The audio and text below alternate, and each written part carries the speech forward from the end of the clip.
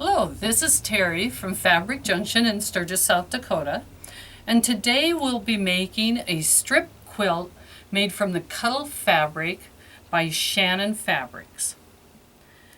As you can see, we start with strips, several strips to make this wonderful cuddly quilt. I sew them together using my serger. You can use your regular machine, but the serger seems to handle the nap of the Cuddle fabric very well. To sew my strips together, I lay them out.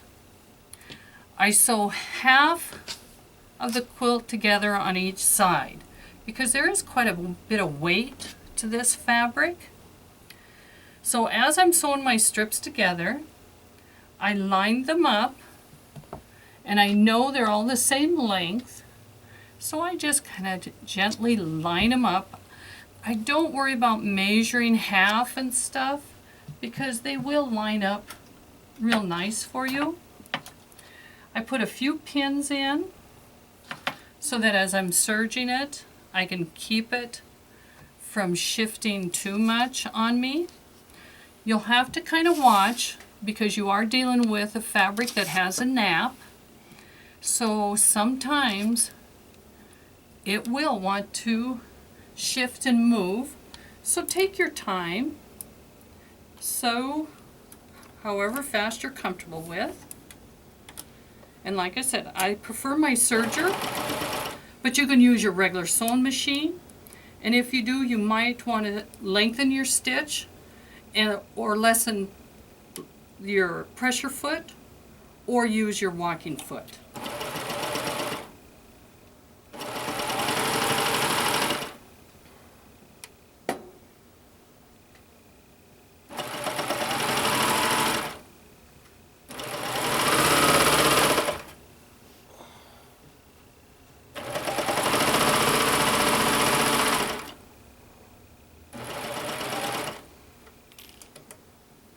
As you can see, even as I'm sewing, the top one naturally wants to slide clear to the edge, so I have to keep bringing it back so it'll stay where I want it.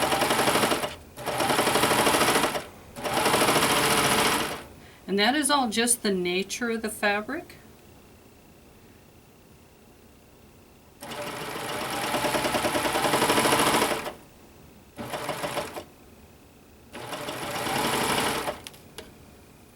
And make sure you pull your pins. You definitely do not want to hit your blade with those pins.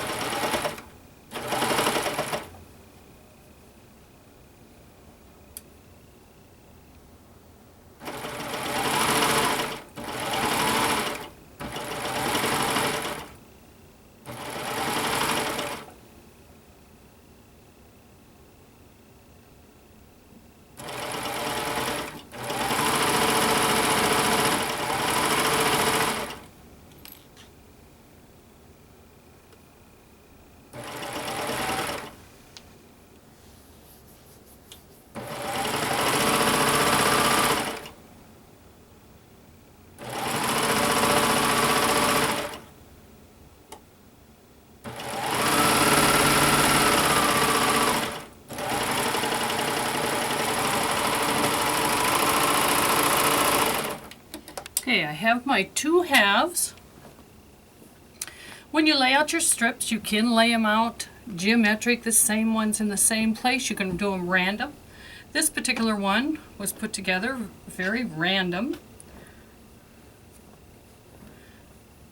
And once again, lay out your pieces. Now you have half and half, and just let it kind of line up on its own. Because I discovered no matter how many times I measure and try to find center, even when I lay it down, it'll want to shift a little bit on me. It'll change a little bit. So I discovered by just gently laying the two pieces on top of each other and pinning keeps my pieces together.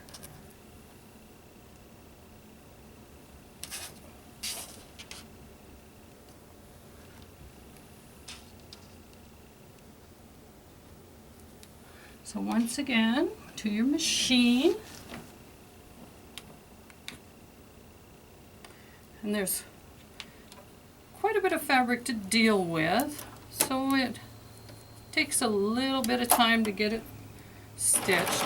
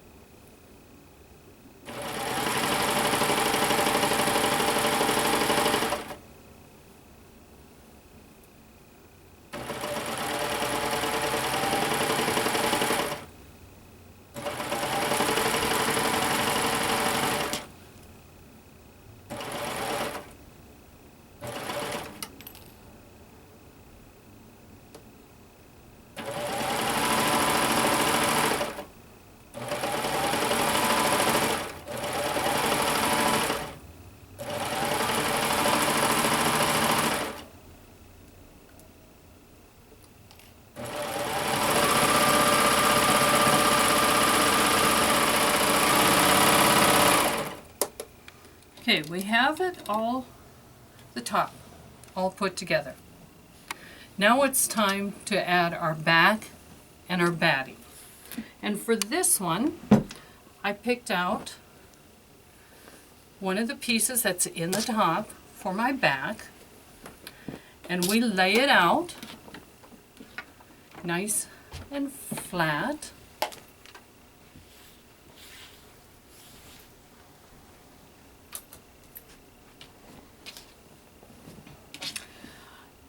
And because this quilt is all polyester, I tend to use a little bit of polyester batting because I like to add a little bit of kind of fluff to my quilt, but not necessarily a lot of weight. I don't have a problem if you want to use a cotton, that's fine too, nothing wrong with that. I know some don't even use any batting at all. So then once I have my two layers, now I'm going to place my quilt top on top.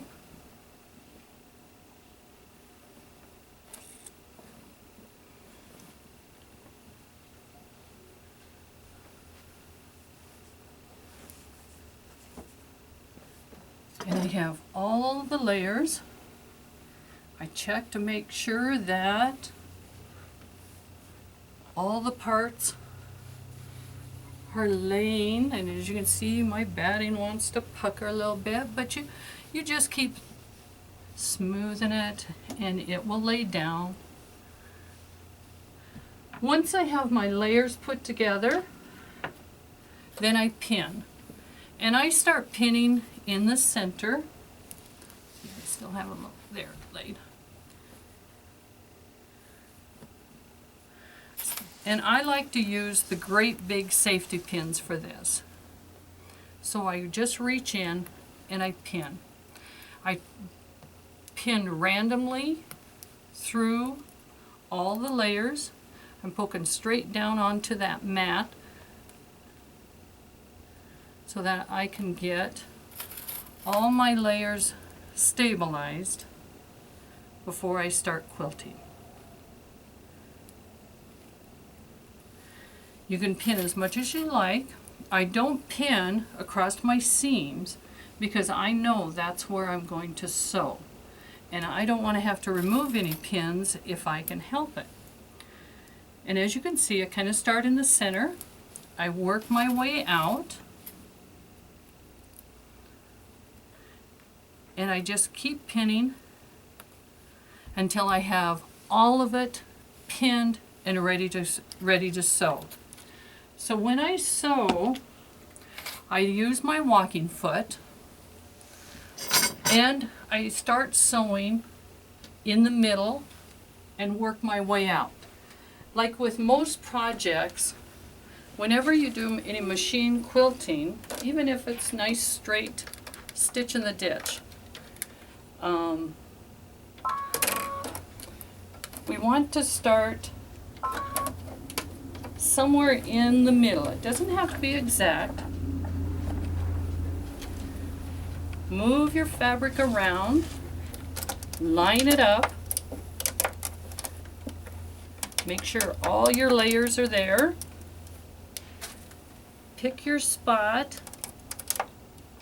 that you want to start, and you'll want to lengthen your stitch a little bit because you are going through several layers. So I am actually on a 3.5, and you could go to a 4 and still be quite comfortable.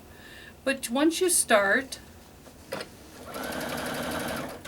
I just gently let the machine take and feed all this lovely fabric through, and you pick it up. And I try to use a bigger tabletop and keep this up off the floor. So if I was seated, this would be in my lap, and then it feeds a little bit better. So that's how I go through and I top stitch. I do each row and I just start and work my way left a little, then I work right, and I keep going until I have all of them stitched. Once the quilt is quilted, it's time to think of the binding.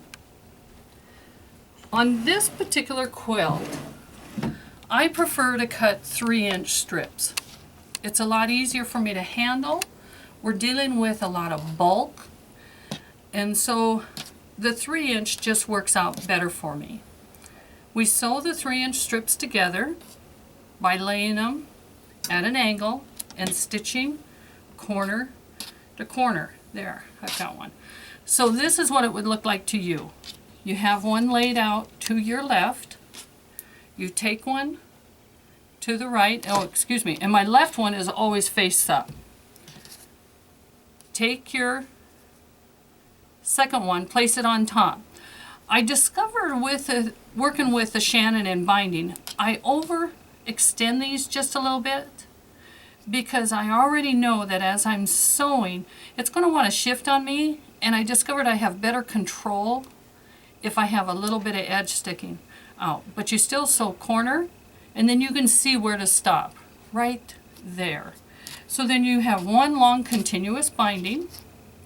You can see this one here even shifted just a little bit on me. Once you have it bound, just cut off the corner to get rid of some of that bulk, and it'll naturally want to open up for you. This particular quilt, because of the fabric I'm working with, I don't ever use an iron on it. So I have my binding made. I need to trim my quilt. And as you can see, I've already trimmed this particular one. So from the top side, I trim, but I do round my corners. Now there's a lot of different techniques and tools and stuff, but my favorite on this particular one is still getting a plate out of the cupboard. So I find the plate that'll give me the arch that I'm looking for, and I cut. Now that'll give me just a nice gradual curve so that I don't have to worry about doing a square binding. The other thing is we always learn that if you do a curve, you have to have bias binding.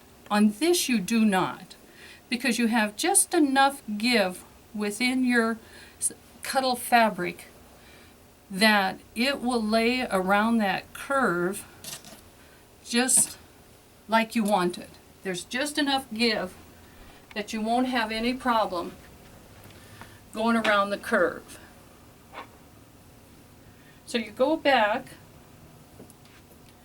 to your walking foot,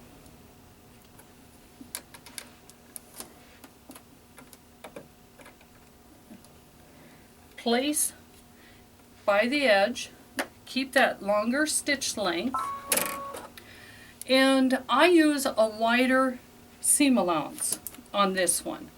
Anything from 1/2 inch to almost 5/8 of an inch, because I have plenty of binding I'm working with. And as you can see, I leave it open. On this particular technique, I leave my binding open, and then I just sew. And once again, you know, you're dealing with a nap, so it may shift on you a little bit, so I do smaller sections. So going around the corner, I just gently place the fabric around the corner,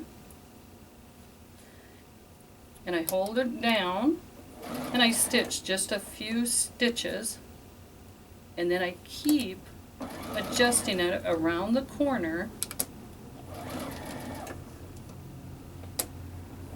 so that the corner is done so gradual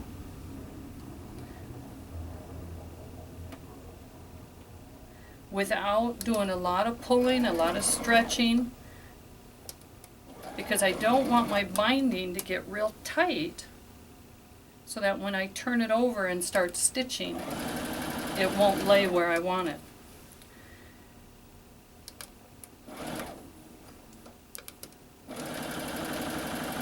At some point, I stop. I'm close to my edge, so it's time to stop.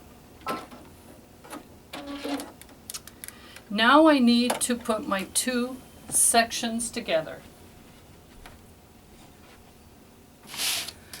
To do that, this is a simple technique that I learned years ago and have always done it. And as you can see, I did attach my binding to the back side. That's because I don't do any hand bindings anymore. I don't have the time. So I learned a long time ago how to do it all on the machine. So we're getting ready to attach our two pieces. And I sewed just a hair close. I don't want to be quite that close to the edge. So I'm going to just trim this one back just a hair. Now I know my binding is 3 inches. So I take my ruler and I find 3 inches. There it is. And I place it right beside my binding. Now I take this particular piece and I lay it down and I fold it back right at 3 inches. Now you don't want to have more, and it's okay to be a little bit less than the absolute 3, not much, but you definitely don't want to go over the ruler. You're better off being behind it a little bit. I fold back my top layer, making sure that these two sides line up. I lift it and I cut it. And as you can see, I got a little too close so that I don't have quite enough room to get that little spot to turn. So I'm going to back a stitch out or two. And then, kind of like when I was putting them together, the one on my left hand is face up. The one on my right hand is face down. And I gently, so I don't get them twisted, I take this one and I just turn it over. This one here was laying this way, I keep it that way. I take the two, I get close, I have them lined up, I know that's the way I want them lined up. I slip a pin in to remind me that the direction I'm sewing is from here to here, so I line my pin up the same direction. On the minky fabric, because it does want to slide, I'll put in 2 pins. I go to my machine, and now I will sew that binding together.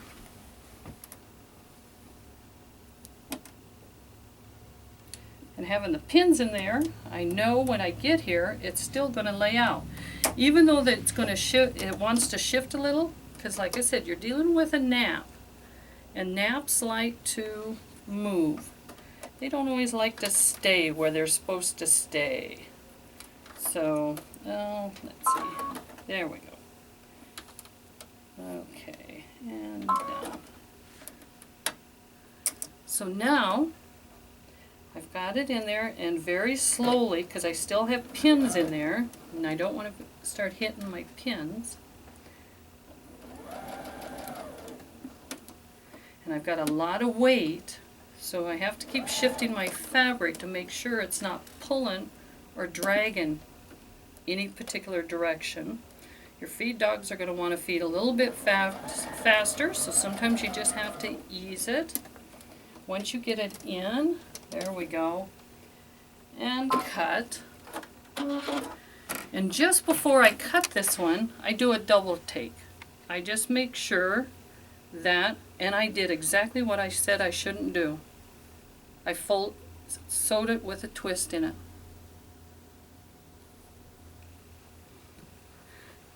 And I did.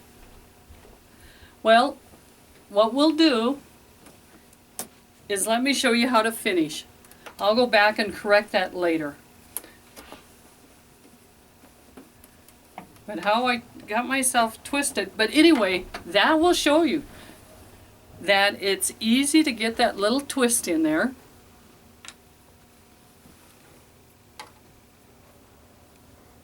Even though I had it laid right.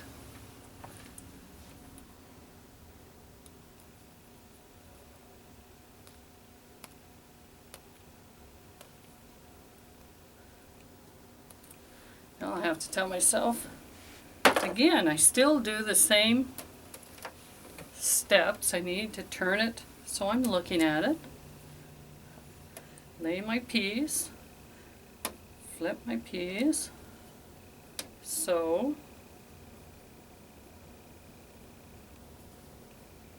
These are two pieces I want together. So now I'm going to double check, really check to make sure that I actually have it laid.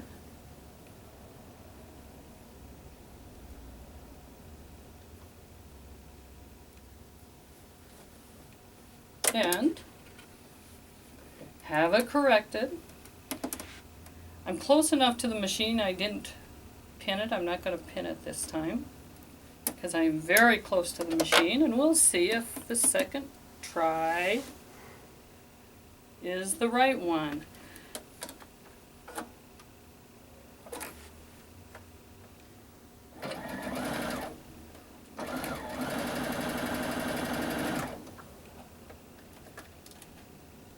Now if my cameraman knew how to edit, he would edit that mistake out and it would look absolutely perfect. Anyway, here we go. My mistake was when I flipped this, I did flip it the wrong way. I turned it this way. I was supposed to turn it up. It still is face up on the left, but do not turn it down. Make sure this piece is turned up, and then this one crosses the top just like we did before. That's where my mistake came in. Good thing I check before I get carried away and cut this. That's the reason I do that little double check.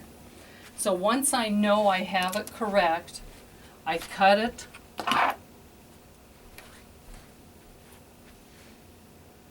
Then I can cut it. And now I can finish sewing this section of the binding.